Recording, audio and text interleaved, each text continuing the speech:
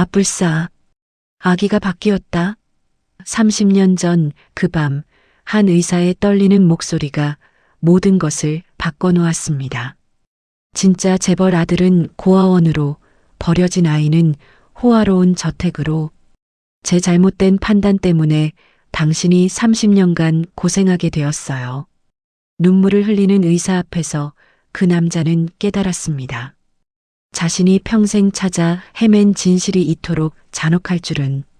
운명의 장난이 만들어낸 30년간의 비극, 그리고 마침내 시작되는 진실과 정의를 향한 외로운 싸움까지.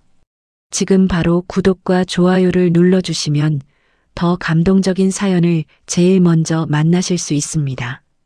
자, 오늘의 사연 시작합니다.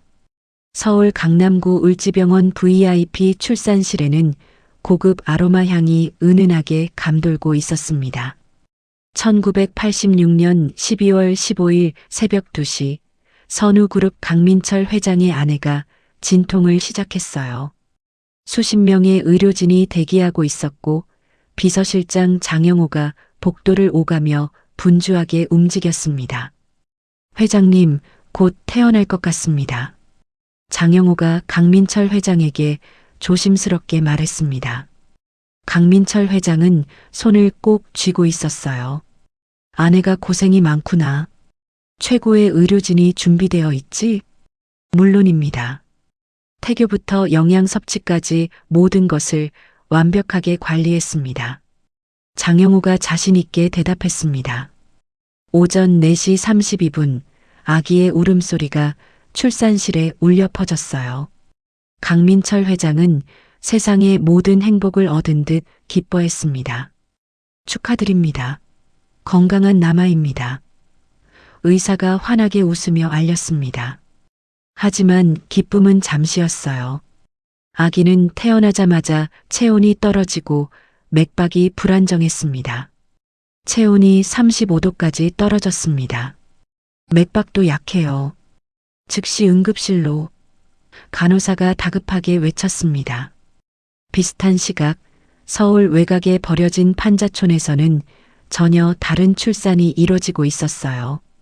곰팡이 쓴 단칸방에서 미혼의 여인이 홀로 진통을 겪고 있었습니다. 아, 아파. 여인이 신음을 흘렸지만 아무도 들어주지 않았어요. 문 밖에서는 술에 취한 남자친구가 고함을 지르고 있었습니다. 이 더러운 계집이 당장 나가. 그 잡놈의 새끼랑 같이. 쿵쿵 문을 발로 차는 소리가 계속됐어요. 여인은 극심한 스트레스와 놀람 속에서 아이를 낳았습니다. 새벽 5시 10분 아기가 태어났지만 기쁨 대신 절망감이 먼저 밀려왔어요. 여인은 차가운 바닥에 누운 채 아기를 품에 안았습니다. 미안해. 정말 미안해. 여인의 눈물이 아기의 얼굴에 떨어졌어요. 며칠 후 추운 새벽길, 여인은 라면 박스에 아기를 눕혔습니다. 엄마가 널 사랑할 자신이 없어. 미안해. 여인은 마지막으로 아기의 얼굴에 눈물 젖은 입맞춤을 했어요. 이렇게 죽게 하느니 누군가 널 사랑해 줄 거야. 그녀의 절규는 세상의 차가운 벽에 부딪혀 산산이 부서졌습니다. 죄책감과 애절함 속에서 아기를 전봇대 옆에 두고 어둠 속으로 사라졌어요. 추운 겨울 박스 안의 아기는 죽을 듯이 울부짖었습니다. 새벽 6시 부지런히 청소하던 환경미화원이 아기를 발견했어요. 어머, 이게 뭐야? 아기가 여기 있네. 119 구급대가 출동했고 아기는 가장 가까운 을지병원 응급실로 이송됐습니다. 을지병원 응급실에서는 당직 의사 김대호가 병실에서 내려온 회장님 아들의 증상을 보고 있었어요. 체온 35도, 맥박 불안정. 자궁박 환경 적응 문제일까? 김대호가 중얼거렸습니다. 바로 그때 응급실 외부 출입문이 벌컥 열렸어요. 구급대원이 박스에 담긴 아기를 안고 뛰어들어왔습니다. 유기 신생아 발견. 체온 34도, 맥박 미약. 발가락에 동상 증세 있습니다. 구급대원이 다급하게 소리쳤습니다. 김대호가 급히 유기 아기의 발가락을 확인했어요. 왼쪽 발가락 2개가 검붉게 변색되어 괴사가 진행되고 있었습니다. 이건 심각하다. 일단 체온부터 올리자. 김대호가 간호사들에게 지시했어요. 그런데 바로 그때 응급실에 사이렌 소리가 연달아 들렸습니다. 교통사고 환자들이 물밀듯이 들어오기 시작했어요. 선생님, 다중추돌사고 환자들 들어옵니다. 간호사가 다급하게 외쳤습니다. 김대호는 순간 당황했어요. 원칙적으로는 VIP 환자와 일반 환자를 구분해서 치료해야 하는데 그날따라 응급실이 난리법석이었습니다. 할 수 없다. 두 아기 증상도 비슷하니 일단 나란히 놓고 치료하자. 김대호가 결정했습니다. 간호사들이 두 아기를 나란히 놓고 동시에 응급처치를 시작했어요. 보온기와 수액, 산소 공급이 동시에 이루어졌습니다. 김대호는 교통사고 환자들 때문에 두 아기를 제대로 구분해서 볼 시간이 없었어요. 몇 시간이 지났습니다. 아침 9시경 간호사 박수경이 김대호에게 뛰어왔어요. 선생님, 아기 하나가 완전히 회복됐어요. 체온도 정상이고 맥박도 안정적입니다. 박수경이 기쁘게 외쳤습니다. 박수경은 빨리 회복된 아기를 보며 당연히 회장님 아들이라고 생각했어요. 추운 외부에서 동상까지 입고 온 유기 아기가 이렇게 빨리 좋아질 거라고는 상상도 못했거든요. 정말 다행이다. 검사 좀 해보고. 김대호가 교통사고 환자 수술을 준비하며 서둘러 말했습니다. 30분 후 김대호가 간신히 시간을 내어 호전된 아기를 진찰했어요. 체온도 정상이고 맥박도 안정적이었습니다. 응, 완전히 회복됐네. 신생아실로 올려도 되겠어. 김대호가 허락했습니다. 그때 비서실장 장영호가 나타났어요. 선생님, 우리 도련님 상태는 어떻습니까? 다행히 완전히 호전됐습니다. 신생아실로 모셔도 됩니다. 김대호가 피곤한 목소리로 답했습니다. 간호사가 호전된 아기를 안고 장영호와 함께 신생아실로 향했어요. 김대호는 남은 아기를 보며 한숨을 쉬었습니다. 정오가 지나서야 응급실이 조금 진정됐어요. 김대호는 간신히 한숨 돌리며 남은 아기를 다시 확인했습니다. 그때 동상 이야기가 퍼뜩 떠올랐어요. 동상 증세를 확인하려고 아기의 발가락을 자세히 봤지만 동상 흔적이 전혀 없었습니다. 깨끗하고 건강한 발가락이었어요. 검붉게 변해 괴사 중인 발가락이 몇 시간 만에 나아질 수 없거든요. 아뿔싸, 아기가 바뀌었다. 김대호의 얼굴이 창백해졌습니다. 그는 떨리는 손으로 장영호에게 전화를 걸었어요. 실장님, 큰일 났습니다. 무슨 일입니까? 장영호의 목소리가 차갑게 들렸어요. 제가 아기를 잘못 보낸 것 같습니다. 동상 흔적이. 전화 너머로 장영호의 숨막히는 침묵이 흘렀습니다. 1시간 후 장영호가 김대호를 응급실 구석진 곳으로 불렀어요. 얼굴이 얼음장처럼 차가웠습니다. 선생님, 회장님이 이미 아들을 안고 계십니다. 장영호가 낮고 무서운 목소리로 말했습니다. 이 일이 알려지면 우리 그룹에 치명적인 추문이 됩니다. 장영호가 거액이 든 봉투를 건넸어요. 김대호는 떨리는 손으로 봉투를 받았습니다. 절대 누구에게도 말하면 안 됩니다. 김대호는 두려운 마음으로 고개를 끄덕였어요. 한 달 후 그는 갑자기 사표를 제출하고 병원을 떠났습니다. 30년간 이 끔찍한 비밀을 가슴속에 묻고 살아야 했어요. 그 유기된 아기는 동상으로 인해 왼쪽 발가락 2개를 잃게 되었습니다. 하지만 선우현성이라는 이름으로 호화로운 삶을 시작했어요. 진짜 회장의 아들은 고윤우라는 이름으로 보육원에서 외로운 삶을 시작했습니다.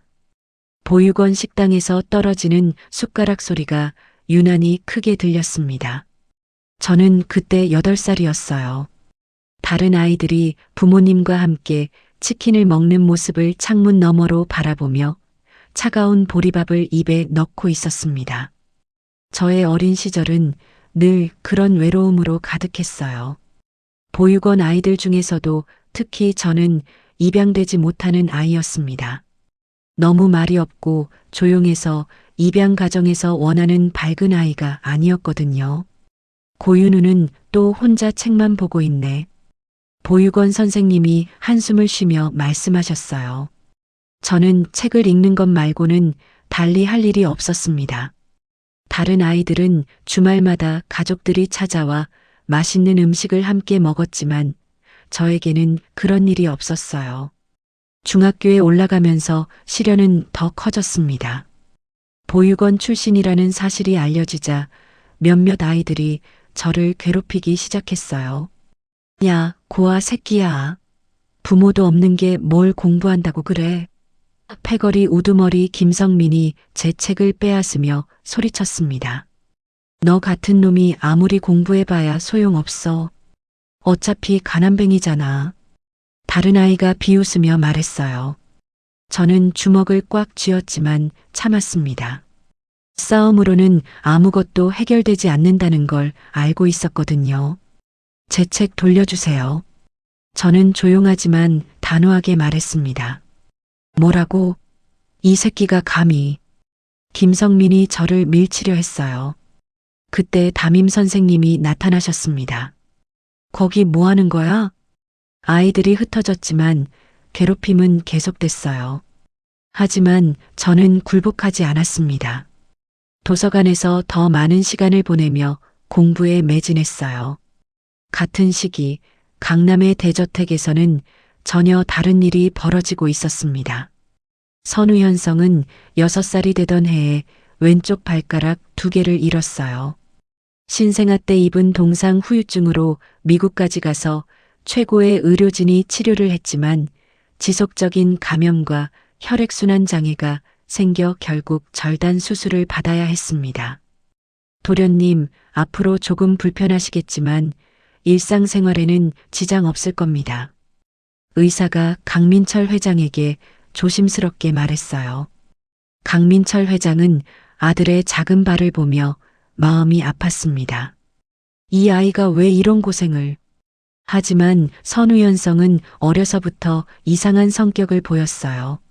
아버지의 강직함이나 돌아가신 어머니의 온화함과는 전혀 다른 모습이었습니다. 현성아, 장난감을 친구들과 나눠 가지자. 유치원 선생님이 타일렀습니다. 싫어. 내 거야. 현성이 고래고래 소리를 질렀어요. 다른 아이가 장난감을 만지려고 하자 현성이 그 아이를 밀어버렸습니다. 아이가 넘어져서 울기 시작했어요. 현성이가 때렸어요. 아이들이 선생님께 일렀습니다. 이런 일이 반복되자 유치원에서 연락이 왔어요. 도련님이 친구들과 어울리는데 어려움이 있는 것 같습니다. 강민철 회장은 걱정이 되어 최고의 아동심리 전문가를 불렀습니다. 회장님, 아이가 무언가 불안해하는 것 같습니다. 전문가가 신중하게 말했어요. 불안하다니요? 뭐가 부족해서? 강민철 회장이 의아해했습니다. 현성에게는 정말 부족한 것이 없었거든요. 최고의 장난감, 최고의 교육, 최고의 환경이 모두 준비되어 있었습니다.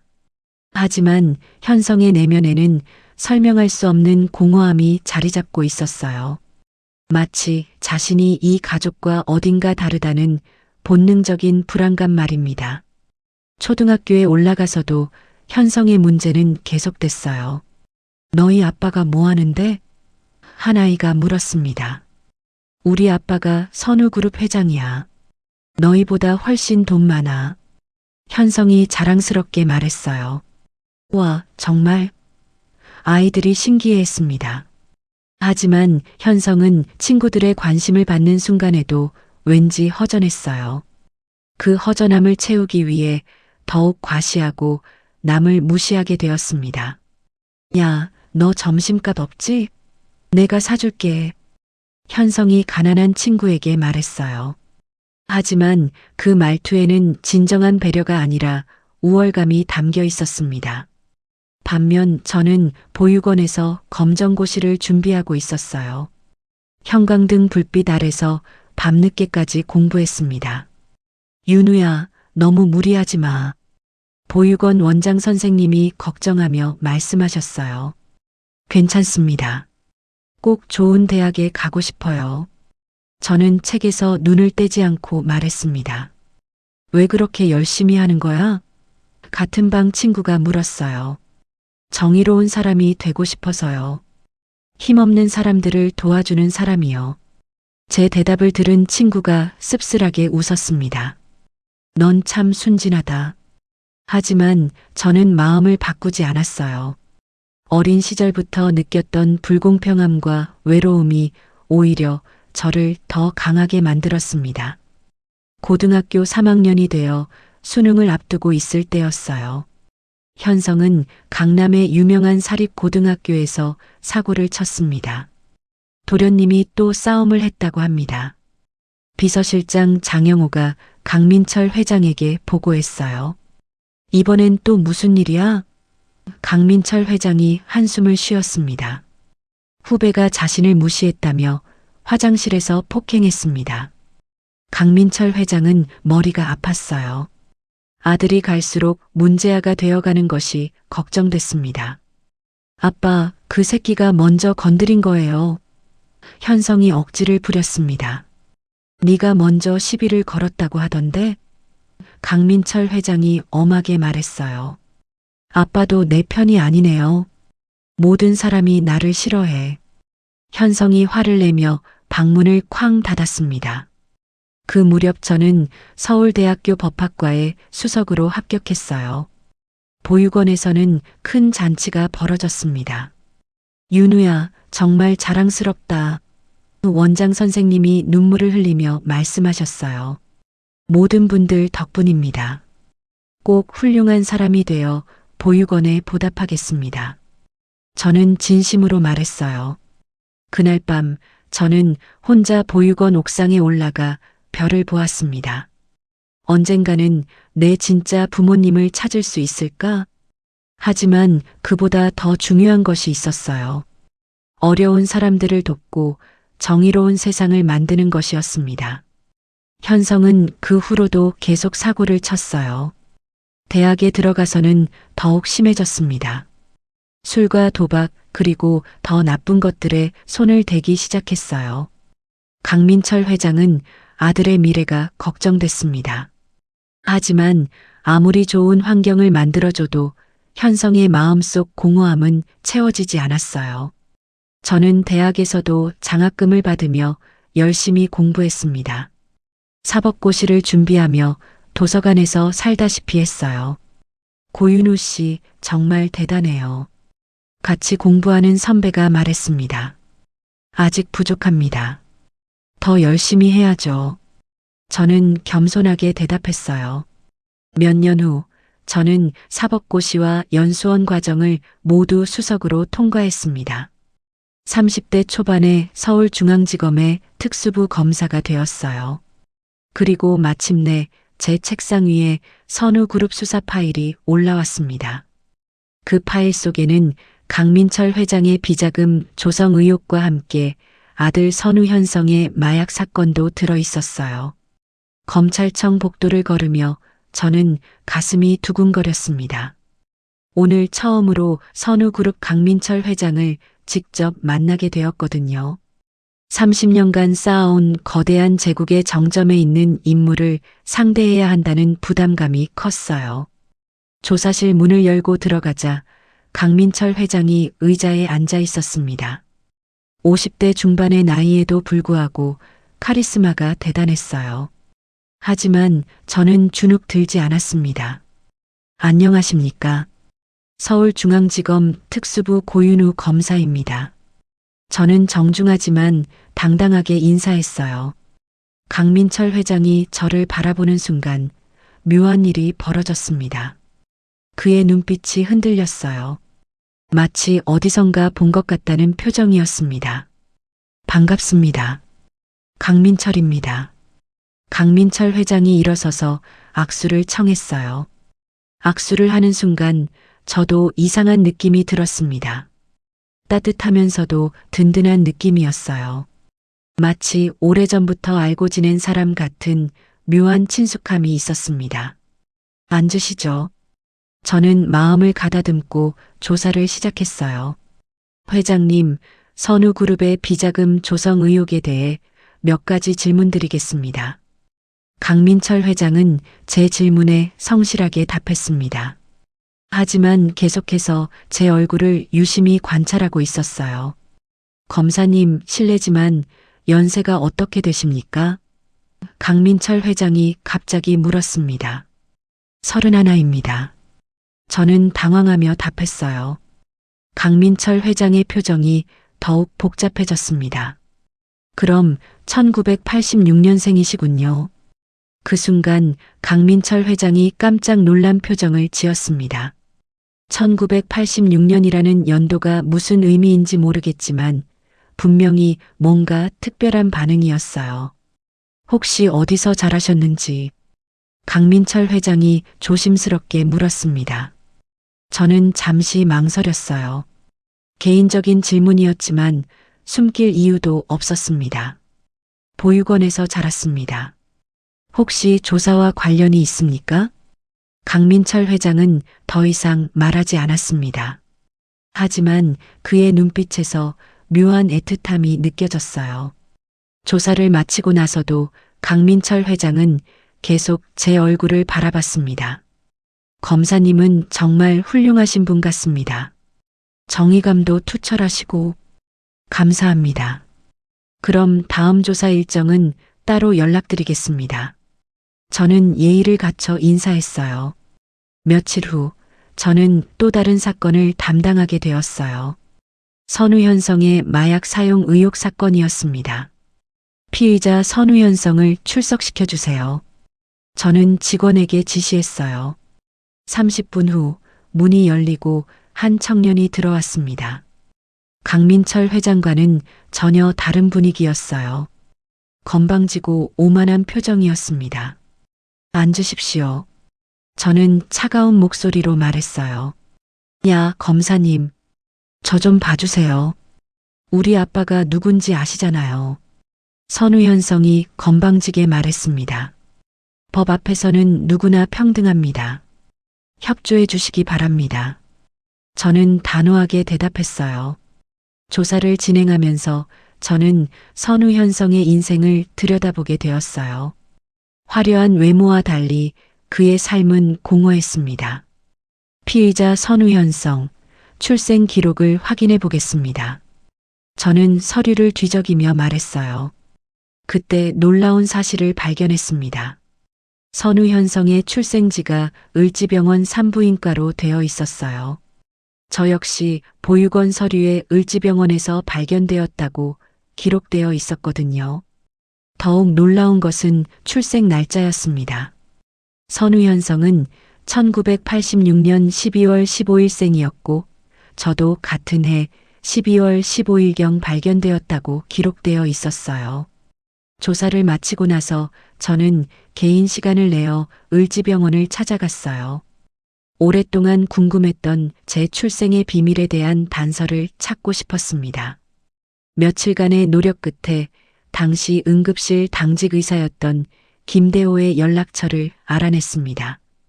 전화를 걸었을 때 김대호의 목소리는 조심스러웠어요.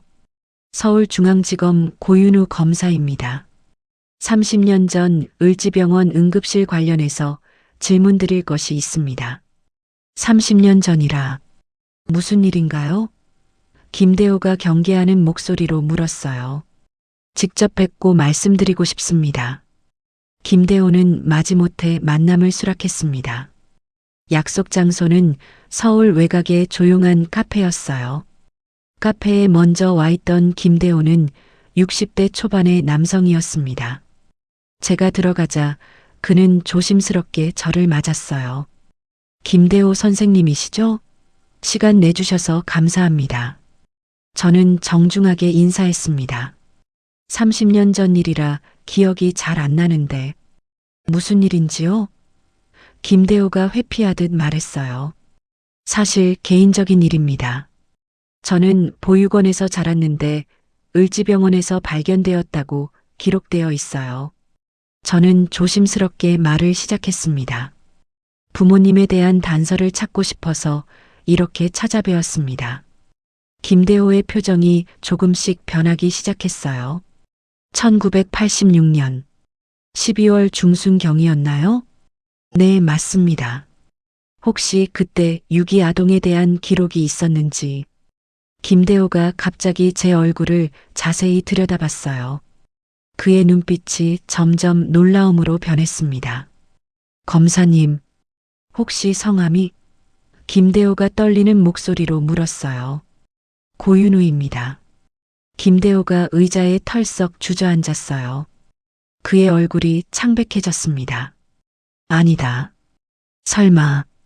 김대호가 중얼거렸어요. 선생님, 무슨 일이십니까? 저는 당황스러웠습니다. 김대호가 저를 다시 자세히 봤어요. 강민철 회장님과 정말 닮았어. 네, 강민철 회장님이요? 검사님, 혹시 당신이? 김대호의 목소리가 떨렸어요. 그때 김대호의 눈에서 눈물이 흘러내렸습니다. 30년간 숨겨왔던 죄책감이 한순간에 폭발하는 것 같았어요. 제가 저지른 실수 때문에. 김대호가 울먹이며 말했어요. 선생님, 무슨 말씀이신지. 그날 밤 두 아기가 동시에 들어왔어요. 하나는 회장님 아들이고 하나는 유기된 아이였는데 김대호는 떨리는 목소리로 30년 전 그날 밤의 이야기를 털어놨어요. 극도로 바쁜 응급실에서 일어난 치명적인 착각, 장영호의 은폐 지시, 그리고 30년간의 침묵까지. 제 잘못된 판단 때문에 진짜 회장님 아들인 당신이 고아원에서 고생하게 되었어요. 김대호가 고개를 숙이며 말했어요. 그리고 유기된 아이는 재벌가에서 자라며 온갖 사고만 치고. 저는 충격으로 말문이 막혔습니다. 30년간 찾아 헤맨 진실이 이렇게 끔찍한 것일 줄은. 선우현성이 사실은. 저는 떨리는 목소리로 말했어요. 김대호가 고개를 끄덕였습니다. 네, 당신이 진짜 강민철 회장의 아들입니다. 김대호의 고백을 듣고 카페에서 나온 저는 한동안 길을 걸었습니다. 머릿속이 하얘져서 어디로 가고 있는지도 몰랐어요. 30년 만에 찾아낸 진실이 이토록 충격적일 줄은 꿈에도 몰랐습니다. 내가 강민철 회장의 친아들이라고? 받아들이기 어려운 현실이었어요. 그동안 수사했던 강민철 회장의 따뜻한 눈빛, 악수할 때의 묘한 친숙함이 모두 혈연 때문이었다니. 하지만 더 충격적인 것은 따로 있었습니다. 제가 기소해야 할 피의자가 바로 친아버지라는 사실이었어요. 검찰청으로 돌아온 저는 책상 앞에 앉아 있을 수밖에 없었습니다. 선우그룹 수사 파일이 눈앞에 놓여 있었지만 한 글자도 읽을 수 없었어요. 검사님, 괜찮으세요? 얼굴이 안 좋아 보이는데요. 후배 검사가 걱정스럽게 물었습니다. 아니에요. 괜찮습니다. 저는 억지로 웃으며 대답했어요. 하지만 마음은 전혀 괜찮지 않았습니다. 김대호의 말이 사실인지 확인해야 했어요. 그날 밤 집에 돌아와서도 잠을 이룰 수 없었습니다.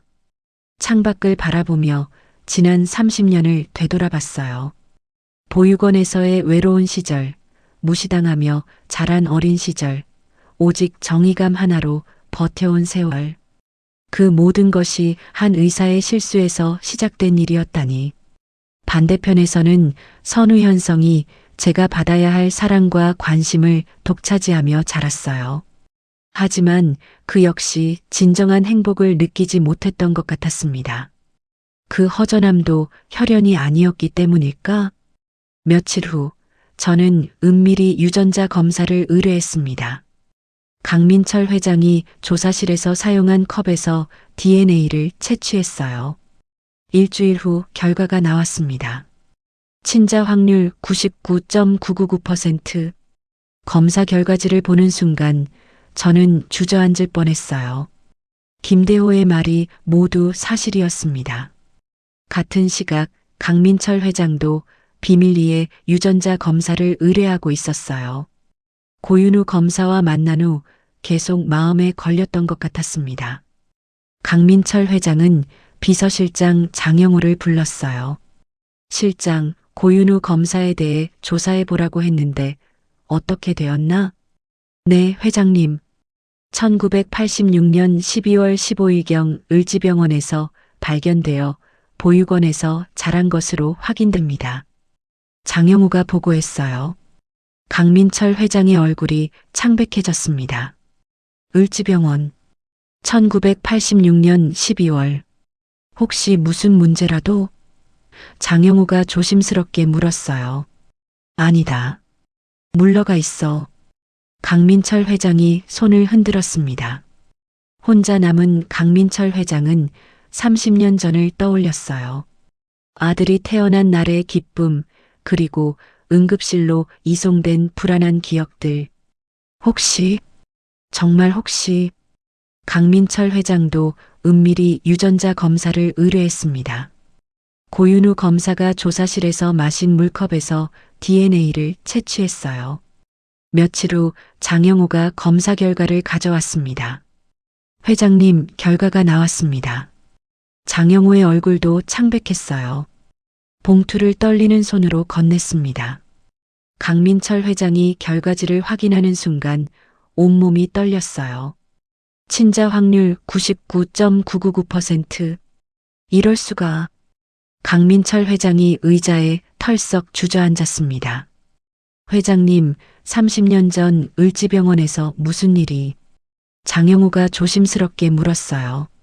강민철 회장은 모든 것을 깨달았습니다.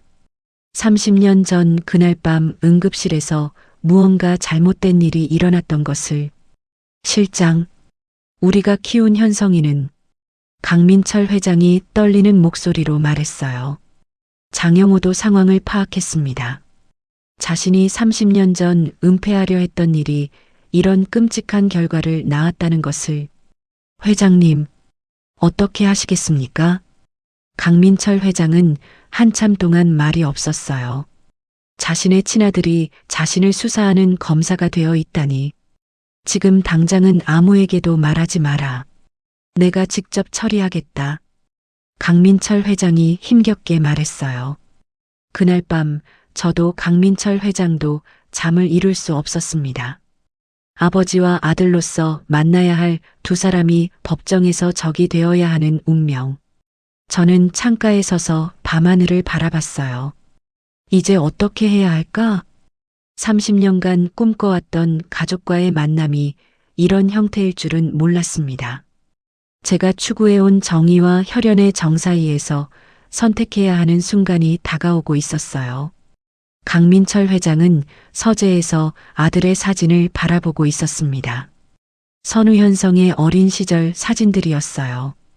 이제야 왜 그 아이가 항상 불안해했는지 알 것 같았습니다. 진짜 내 아들은 30년간 혼자 싸워왔구나. 며칠 후 강민철 회장은 저에게 개인적인 면담을 요청했습니다. 공식적인 조사가 아닌 조용한 만남을 원한다고 했어요. 한강변의 조용한 벤치에서 만남이 이루어졌습니다. 석양이 지는 강물을 바라보며 두 사람은 나란히 앉았어요. 검사님, 아니 윤우야. 강민철 회장이 처음으로 제 이름을 불렀습니다. 회장님도 아시는군요. 저는 담담하게 대답했어요. 30년 늦었지만 미안하다 아들아. 강민철 회장의 눈에서 눈물이 흘렀습니다. 저도 눈물이 났지만 참았어요. 저도 아버지를 만날 수 있어서 기쁩니다. 두 사람은 한참 동안 말없이 강물을 바라봤습니다. 30년간 헤어져 있던 아버지와 아들의 첫 만남이었어요. 윤우야, 이제 집으로 돌아오지 않겠니? 네가 있어야 할 자리로. 강민철 회장이 간절하게 말했어요. 하지만 저는 고개를 저었습니다. 죄송하지만 그럴 수 없습니다. 아버지의 죄는 법으로 심판받아야 해요. 윤우야, 30년간 저를 키워준 것은 정의에 대한 신념이었습니다. 그것을 포기할 수는 없어요. 저는 단호하게 말했어요. 강민철 회장은 아들의 의지를 알 수 있었습니다. 정의롭고 올바르게 자란 아들이 자랑스러우면서도 마음이 아팠어요. 그래, 내 뜻대로 하거라. 아버지는 받아들이겠다. 강민철 회장이 씁쓸하게 웃었습니다. 그날 밤 헤어질 때까지 두 사람은 많은 이야기를 나눴어요. 하지만 내일부터는 다시 검사와 피의자의 관계로 돌아가야 했습니다. 검찰청 회의실에서 저는 선우그룹 수사팀을 소집했습니다. DNA 검사 결과를 확인한 지 일주일이 지났지만 저는 수사를 멈출 수 없었어요. 오히려 더욱 철저하게 진행해야 한다고 생각했습니다. 검사님, 강민철 회장에 대한 구속영장을 신청하시겠습니까? 수사관이 물었어요. 저는 잠시 망설였습니다. 구속영장 신청서에 사인하는 순간 제 친아버지가 감옥에 가게 되는 거였어요. 하지만 저는 펜을 들었습니다. 신청하겠습니다. 선우그룹의 비자금 조성 규모는 생각보다 컸어요. 정치권 로비와 언론 매수에 사용된 돈만 수십억 원이었습니다. 강민철 회장은 구속영장 심사에 출석했어요. 법정에서 마주친 저희는 서로 눈을 마주쳤지만 아무 말도 하지 않았습니다. 구속영장을 발부합니다. 판사의 선고가 떨어졌어요. 강민철 회장이 수갑을 찬 채 호송차에 올라가는 모습을 보며 저는 가슴이 무너지는 것 같았습니다. 하지만 감정을 드러낼 수는 없었어요. 선우현성의 마약 사건도 동시에 진행됐습니다. 혈액 검사와 목격자 증언으로 유죄가 확실했어요. 피의자는 혐의를 인정하십니까? 저는 차가운 목소리로 물었습니다. 선우현성은 더 이상 거만한 모습이 아니었어요. 아버지가 구속되고 모든 특권이 사라지자 초라한 모습으로 변해 있었습니다. 인정합니다. 선우현성이 고개를 숙이며 대답했어요. 그때 선우현성이 고개를 들어 저를 바라봤습니다. 검사님, 혹시 저랑 나이가 비슷하신 것 같은데 개인적인 질문은 사양하겠습니다. 저는 단호하게 끊었어요. 하지만 선우현성의 눈빛에서 묘한 것이 느껴졌습니다. 마치 자신도 뭔가 이상하다는 걸 감지하는 것 같았어요. 비서실장 장영호도 공범으로 구속됐습니다. 30년 전 진실 은폐와 비자금 관리 혐의였어요. 구치소에서 장영호가 면회를 신청했습니다. 저는 망설였지만 결국 만나기로 했어요. 검사님, 제가 할 말이 있습니다. 장영호가 떨리는 목소리로 말했어요. 30년 전 제가 저지른 일, 정말 후회하고 있습니다. 무슨 말씀이십니까? 장영호가 고개를 숙였습니다. 회장님이 진짜 아버님이라는 걸 알고 계시죠? 저는 놀라서 말을 잇지 못했어요. 제가 그때 은폐하려 했던 것은 단순한 추문이 아니었습니다. 아기가 바뀐 사실도 모른 채 유기 아동과의 연관성만 없애려고. 장영호의 고백이 계속됐어요. 30년간 숨겨왔던 죄책감이 터져나오고 있었습니다. 검사님, 정말 죄송합니다. 제 욕심 때문에 당신이 30년간 고생하게 되었어요. 저는 복잡한 심정이었습니다. 장영호의 사과를 받아들일 수도 거부할 수도 없었어요. 재판날이 다가왔습니다. 강민철 회장과 장영호, 선우현성이 모두 같은 법정에 서게 됐어요. 법정에 들어선 순간 저는 긴장했습니다. 30년 만에 진짜 가족들과 함께 있는 자리였지만 저는 그들을 기소하는 검사였어요. 피고인 강민철, 선우현성, 장영호에 대한 재판을 시작합니다. 판사가 선언했어요. 저는 차분하게 기소장을 읽기 시작했습니다. 피고인 강민철은 지난 10년 동안 정치권 로비를 위해 총 50억 원의 비자금을 조성했습니다.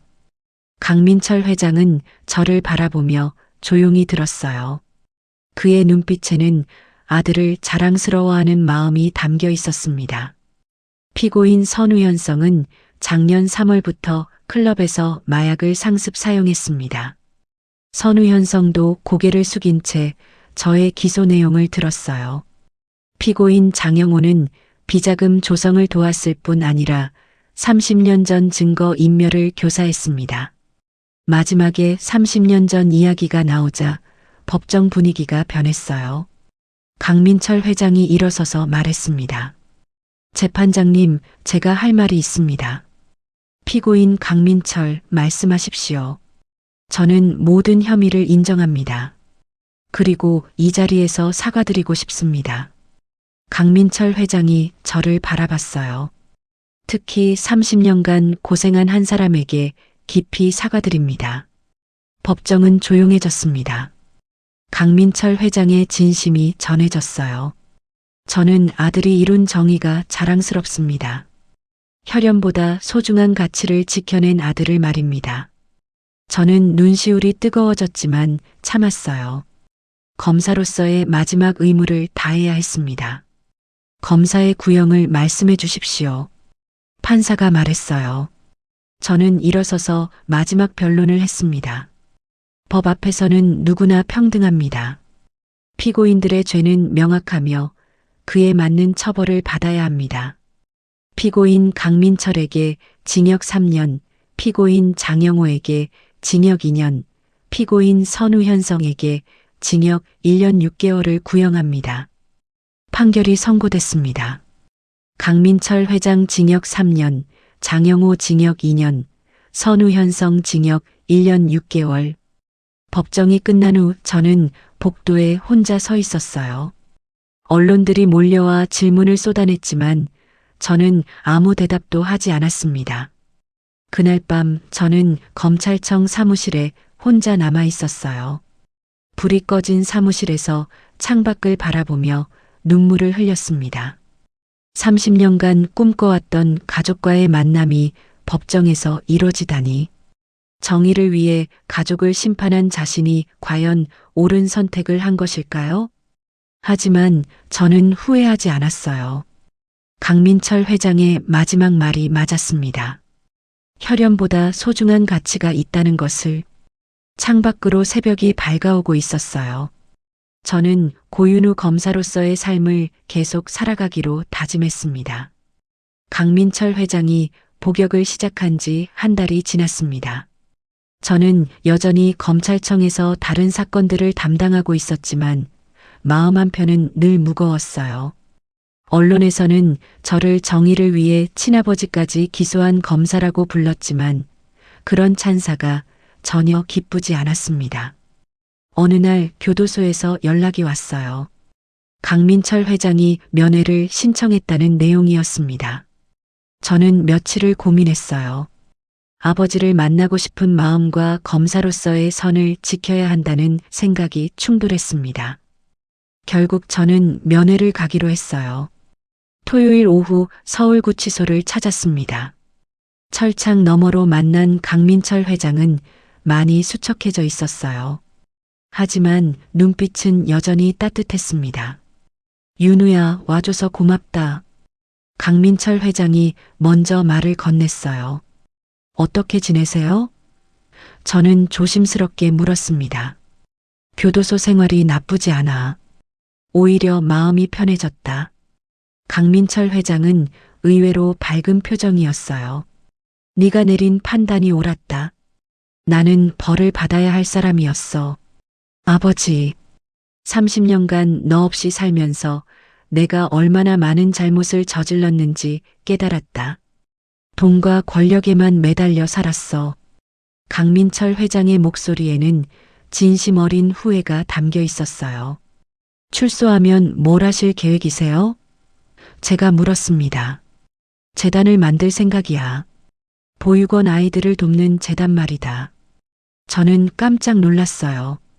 네가 겪었을 외로움과 아픔을 다른 아이들은 겪지 않았으면 해서 말이야. 그 말을 듣는 순간 저는 가슴이 뭉클했어요. 희망나눔재단이라고 이름을 지었다. 어떻게 생각하니? 좋은 이름인 것 같아요. 저희는 1시간 동안 이야기를 나눴어요. 아버지는 교도소에서도 보육원 관련 책들을 읽고 계셨고 출소 후 계획을 구체적으로 세우고 있었어요. 면회를 마치고 나오는 길에 저는 또 다른 소식을 들었습니다. 선우현성이 모범적으로 복역하고 있다는 이야기였어요. 궁금했던 저는 선우현성에게도 면회를 신청했습니다. 일주일 후 만난 선우현성은 완전히 다른 사람이 되어 있었어요.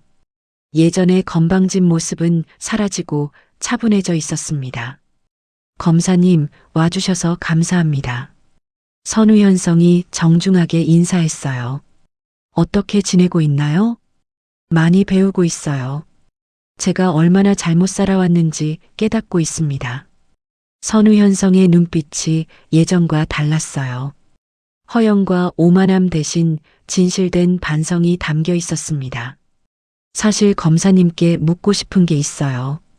선우현성이 조심스럽게 말했어요. 뭔가요? 저와 검사님이 혹시 관련이 있는 건 아닌가요? 왠지 모르게 그런 느낌이 들어서 저는 잠시 말을 잇지 못했어요. 선우현성도 본능적으로 뭔가 이상하다는 걸 느끼고 있었던 것 같았습니다. 그런 건 중요하지 않아요. 지금은 앞으로 어떻게 살 것인지가 더 중요하죠. 선우현성이 고개를 끄덕였어요.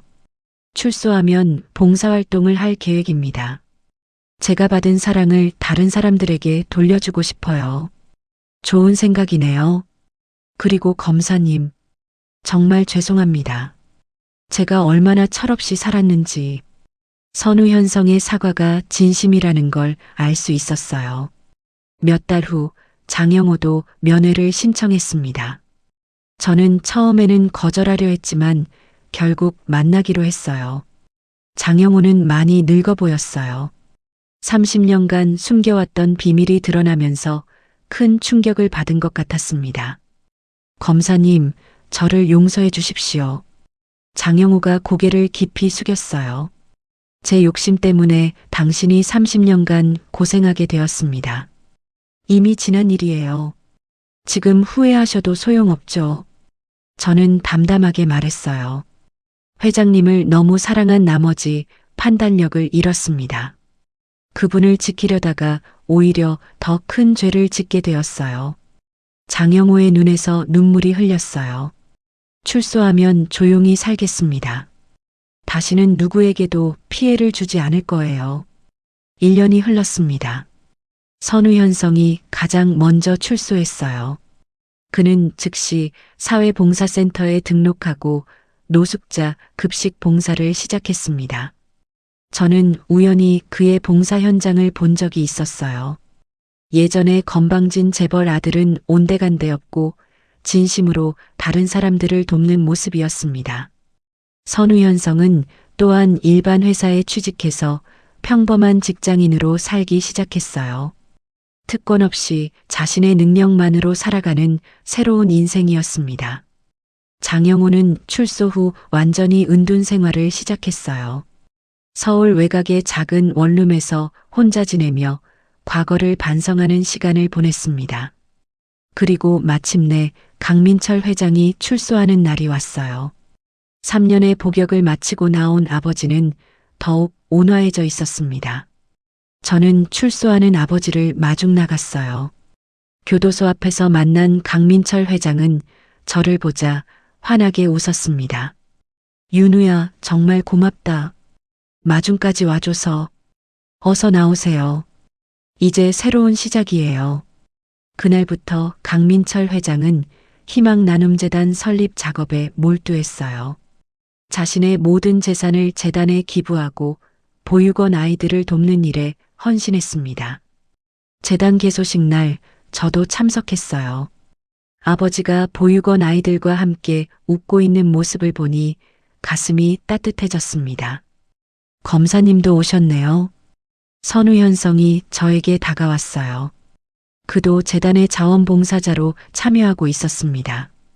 좋은 일 하시는군요. 제가 받았던 사랑을 이제야 제대로 돌려주는 것 같아요. 선우현성의 얼굴에는 진정한 평안이 느껴졌어요. 더 이상 허전함이나 불안함이 보이지 않았습니다. 개소식이 끝난 후 저는 아버지와 단둘이 대화할 시간을 가졌어요. 윤우야, 이제 정말 가족이 된 것 같다. 아버지가 말씀하셨어요. 네, 저도 그래요. 네가 걸어온 길이 옳았다. 정의를 선택한 네가 자랑스럽다.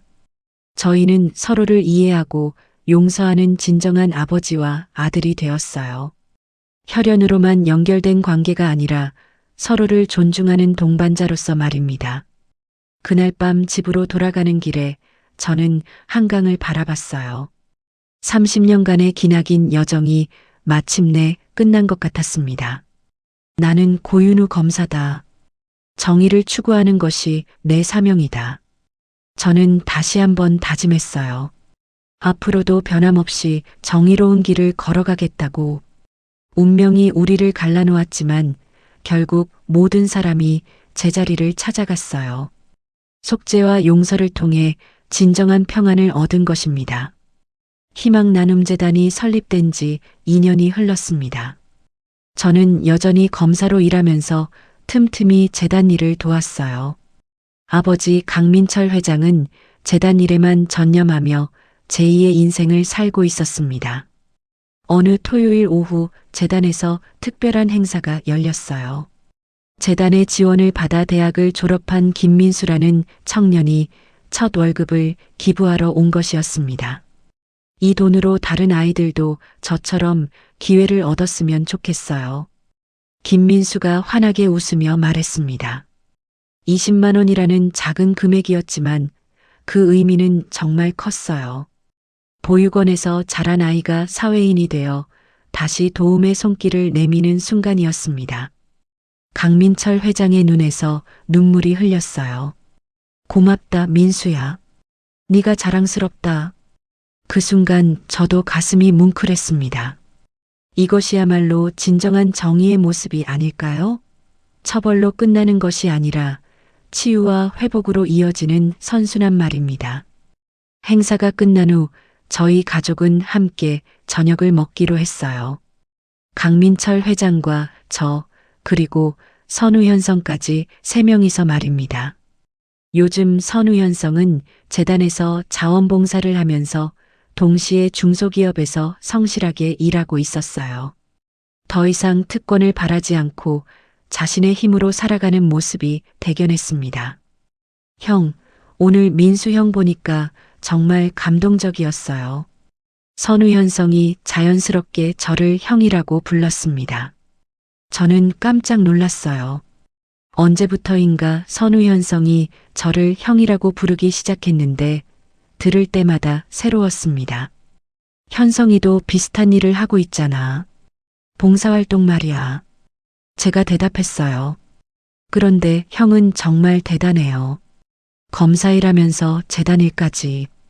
강민철 회장이 웃으며 말씀하셨어요. 너희 둘 다 자랑스럽다. 서로 다른 길을 걷고 있지만 모두 남을 돕는 일을 하고 있으니까. 식당에서 나오는 길에 선우현성이 저에게 조용히 말했어요. 형, 사실 제가 물어보고 싶은 게 있어요. 뭔데? 우리가 진짜 형제 맞나요? 아버지께서 정확히 말씀해 주신 적이 없어서 저는 잠시 망설였습니다. 이제는 말해줘야 할 때인 것 같았어요. 현성아, 사실 그때 강민철 회장이 저희에게 다가왔습니다. 얘들아, 이제 모든 걸 말해줄 때가 된 것 같구나. 조용한 공원 벤치에서 강민철 회장은 30년 전의 진실을 모두 털어놨어요. 아기가 바뀐 사실, 의사의 실수, 장영호의 은폐까지. 선우현성은 충격을 받는 것 같았지만 의외로 차분했어요. 그래서 제가 항상 뭔가 허전하고 불안했구나. 현성아, 미안하다. 너에게도 30년간 고통을 안겨줬구나. 강민철 회장이 사과했어요. 아니에요, 아버지. 오히려 저는 받을 자격이 없는 사랑을 받고 자랐어요. 선우현성이 고개를 저었습니다. 정작 진짜 아들인 형은 고아원에서 외롭게 자랐는데 선우현성이 저를 바라봤어요. 형, 정말 죄송해요. 제가 형 자리를 빼앗고 산 거네요. 그런 말 하지 마. 너도 피해자야. 저는 선우현성의 어깨에 손을 올렸어요. 이제 우리는 진짜 형제야. 혈연이든 아니든 상관없어. 그날 밤 저는 오랫동안 생각했어요. 진정한 정의가 무엇인지에 대해서 말입니다. 법정에서 아버지를 기소했을 때 저는 처벌이 정의라고 생각했어요. 하지만 지난 2년을 보면서 깨달았습니다. 진정한 정의는 벌 주는 것이 아니라 치유하는 것이라는 걸요. 강민철 회장은 감옥에서 나와 더 나은 사람이 되었고 선우현성은 진심으로 반성하며 새로운 삶을 살고 있었어요. 그리고 재단을 통해 수많은 아이들이 희망을 얻고 있었습니다. 몇 달 후 재단 창립 3주년 기념 행사가 열렸어요. 그동안 재단의 도움을 받은 아이들이 모두 모였습니다. 김민수는 이제 회사에서 승진해서 후배들을 가르치고 있었고 다른 아이들도 각자의 자리에서 열심히 살아가고 있었어요.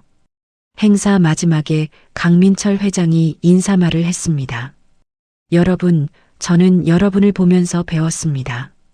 진정한 부는 돈이나 권력이 아니라 서로를 아끼는 마음이라는 것을, 특히 제 두 아들에게서 그것을 배웠어요. 윤우는 정의를 통해, 현성이는 봉사를 통해 세상을 더 따뜻하게 만들고 있습니다. 박수가 터져 나왔어요. 저와 선우현성은 서로를 바라보며 미소를 지었습니다. 행사가 끝난 후 세 사람은 한강변을 걸었어요. 석양이 아름다웠습니다. 아버지, 이제 정말 행복하세요? 선우현성이 물었어요. 그럼, 두 아들이 모두 훌륭하게 자라줘서 더 바랄 게 없다. 강민철 회장이 웃으며 대답하셨어요. 윤우야, 너는 어떠니? 저도 행복해요. 30년 늦었지만 진짜 가족을 찾았으니까요. 저는 진심으로 말했어요. 현성이도 이제 진짜 동생 같아요. 혈연보다 더 끈끈한 형제가 된 것 같아서요. 선우현성이 눈물을 글썽였어요. 형? 제가 형을 진짜 형으로 생각해도 될까요? 당연하지. 우리는 이미 가족이야. 그때 강민철 회장이 두 아들을 바라보며 말씀하셨어요. 30년 전 운명이 너희를 갈라놓았지만 결국 우리는 다시 만났다. 이제는 아무도 우리를 갈라놓을 수 없어. 세 사람은 나란히 강물을 바라봤어요. 30년간의 기나긴 여행이 마침내 끝났습니다. 고통과 시련을 겪었지만 그 모든 것이 우리를 더 강하게 만들었어요. 저는 깨달았습니다. 진정한 정의는 복수나 처벌이 아니라 회복과 치유라는 것을, 그리고 진정한 가족은 혈연이 아니라 서로를 사랑하고 아끼는 마음에서 시작된다는 것을. 그날 밤 집으로 돌아가는 길에 저는 다시 한번 다짐했어요. 앞으로도 계속 정의로운 길을 걸어가겠다고. 하지만 이제는 벌주는 정의가 아니라 치유하는 정의를 추구하겠다고. 강민철 회장과 선우현성, 그리고 저. 운명의 장난으로 흩어졌던 가족이 마침내 진정한 사랑으로 하나가 되었습니다. 이것이야말로 가장 아름다운 결말이 아닐까요? 5년이 흘렀습니다. 저는 여전히 검사로 일하고 있지만 이제는 가해자의 처벌보다는 피해자의 회복에 더 중점을 두고 있어요. 회복적 정의를 실현하는 새로운 제도를 도입하는 일에도 앞장서고 있습니다. 어느 봄날 오후 저는 희망나눔재단을 방문했어요. 오늘은 특별한 날이었습니다. 재단이 설립된 지 5주년이 되는 날이었거든요. 재단 건물에 들어서자 익숙한 웃음소리가 들렸어요. 강민철 회장이 아이들과 함께 책을 읽고 있었습니다. 윤우야, 왔구나. 아버지가 환하게 웃으며 저를 반겼어요. 70세가 된 아버지는 여전히 건강했고 무엇보다 표정이 정말 평화로웠습니다. 돈과 권력을 추구하던 시절과는 완전히 다른 모습이었어요. 아이들이 많이 늘었네요. 저는 재단에서 공부하고 있는 아이들을 보며 말했습니다. 지금 120명의 아이들이 재단의 도움을 받고 있어. 그 중에 벌써 대학에 진학한 아이들만 30명이야. 아버지가 자랑스럽게 말씀하셨어요. 그때 선우현성이 들어왔습니다. 이제 그는 재단의 상근 직원이 되어 아이들을 직접 돌보고 있었어요. 형, 오늘 좋은 소식이 있어요. 선우현성이 들뜬 목소리로 말했습니다. 무슨 소식인데? 기억하죠? 5년 전 첫 월급을 기부했던 김민수 형이요. 그 형이 이번에 회사를 차려서 재단에 1억 원을 기부하기로 했대요. 정말 놀라운 소식이었어요. 5년 전 20만 원을 기부했던 그 청년이 이제는 성공한 사업가가 되어 큰 도움을 주겠다는 것이었습니다. 이게 바로 선순환이구나. 저는 감탄하며 말했어요. 재단 5주년 기념식은 정말 성대했습니다. 그동안 재단의 도움을 받은 아이들이 모두 모였어요. 의사가 된 아이, 교사가 된 아이, 회사원이 된 아이들까지. 김민수는 이제 30명의 직원을 둔 IT 회사 대표가 되어 있었어요. 재단이 없었다면 지금의 제가 없었을 거예요. 그가 감사 인사를 하는 모습을 보니 가슴이 뭉클했습니다. 기념식이 끝난 후 저희 가족은 조용한 곳에서 차를 마셨어요. 강민철 회장, 선우현성, 그리고 저. 윤우야, 너도 이제 결혼할 생각 없니? 아버지가 갑자기 물으셨어요. 글쎄요. 아직은 일에 더 집중하고 싶어서요. 저는 웃으며 대답했습니다. 형은 정말 대단해요. 검사 일하면서 재단 일까지 하고. 선우현성이 존경의 눈빛으로 저를 바라봤어요. 현성이야말로 대단하지. 이제는 아이들이 너를 아빠처럼 따르잖아. 정말로 선우현성은 완전히 달라져 있었어요. 과거의 건방지고 이기적인 모습은 온데간데없고 아이들을 진심으로 사랑하고 돌보는 따뜻한 사람이 되어 있었습니다. 사실 저도 고백할 게 있어요. 선우현성이 부끄러워하며 말했습니다. 뭔데?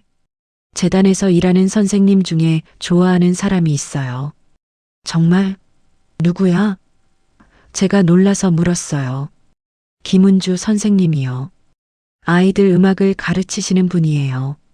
강민철 회장이 크게 웃으셨어요. 그래, 좋은 일이지. 언제 소개시켜 줄 거야? 다음 주에 뵈시라고 말씀드릴게요. 선우현성이 환하게 웃었습니다. 저녁 무렵 저는 혼자 한강변을 걸었어요. 예전에 아버지와 마지막 대화를 나눴던 그 벤치에 앉았습니다. 5년 전 이 자리에서 저는 정의와 혈연 사이에서 고민했었죠. 그때는 정의를 선택하는 것이 맞다고 생각했어요. 지금 생각해봐도 그 선택은 옳았습니다.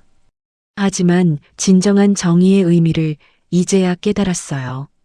처벌로 끝나는 것이 아니라 회복과 치유로 이어지는 것. 미움과 복수가 아니라 사랑과 용서로 완성되는 것. 핸드폰이 울렸습니다.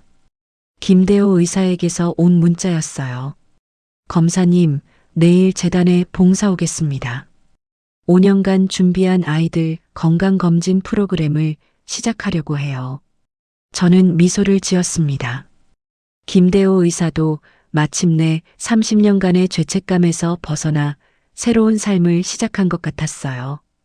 그때 또 다른 문자가 왔습니다. 장영호에게서였어요. 검사님, 요양원에서 봉사활동을 시작했습니다. 늦었지만 남은 인생은 의미 있게 보내고 싶습니다. 모든 사람이 제자리를 찾아가고 있었어요. 30년 전 운명의 실수로 시작된 이야기가 마침내 아름다운 결말을 향해 가고 있었습니다. 해가 저물어 갔습니다. 저는 벤치에서 일어나 집으로 향했어요.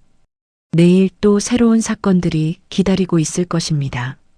하지만 이제는 두렵지 않았어요. 진정한 정의가 무엇인지 알게 되었으니까요. 집에 도착해서 거울을 보니 저도 많이 달라져 있었어요.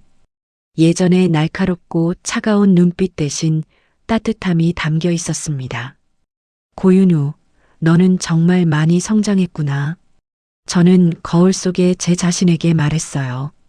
30년간 찾아 헤맨 가족을 만났고 진정한 정의의 의미를 깨달았으며 무엇보다 사랑하는 사람들과 함께하는 평범한 일상을 얻었습니다. 그날 밤 꿈에서 저는 어린 시절의 저를 만났어요. 보육원에서 외롭게 책을 읽고 있던 그 아이에게 말해주고 싶었습니다. 걱정하지 마. 너는 분명히 행복해질 거야. 힘들고 외로운 시간들이 너를 더 강하고 따뜻한 사람으로 만들어줄 거야. 다음 날 아침 저는 평소보다 일찍 일어났어요. 새로운 하루가 시작되는 것이 기뻤습니다. 검찰청으로 향하는 길에 재단 앞을 지나갔어요. 벌써 아이들의 웃음소리가 들려왔습니다. 아버지와 선우현성이 아이들과 함께 운동장에서 뛰어노는 모습이 보였어요. 저는 잠시 차를 세우고 그 모습을 바라봤습니다. 이것이 진정한 행복이 아닐까요? 돈도 권력도 아닌 서로를 사랑하고 아끼는 마음에서 나오는 평범한 일상 말입니다. 핸드폰이 울렸습니다. 새로운 사건을 담당하라는 연락이었어요. 저는 다시 시동을 걸고 검찰청으로 향했습니다. 오늘도 정의를 위해 하지만 이제는 치유하는 정의를 위해 일할 준비가 되어 있었어요. 운명은 우리를 시험했지만 결국 우리는 더 나은 사람들이 되었습니다. 강민철 회장은 진정한 사회 환원의 의미를 깨달았고 선우현성은 자신의 길을 찾았으며 저는 진정한 정의가 무엇인지 알게 되었어요. 30년간의 긴 여정이 끝났습니다. 하지만 새로운 시작이기도 했어요. 앞으로도 우리는 각자의 자리에서 세상을 더 따뜻하게 만들어갈 것입니다. 그리고 언젠가 이 이야기를 듣게 될 다른 사람들에게도 희망을 줄 수 있을 거예요.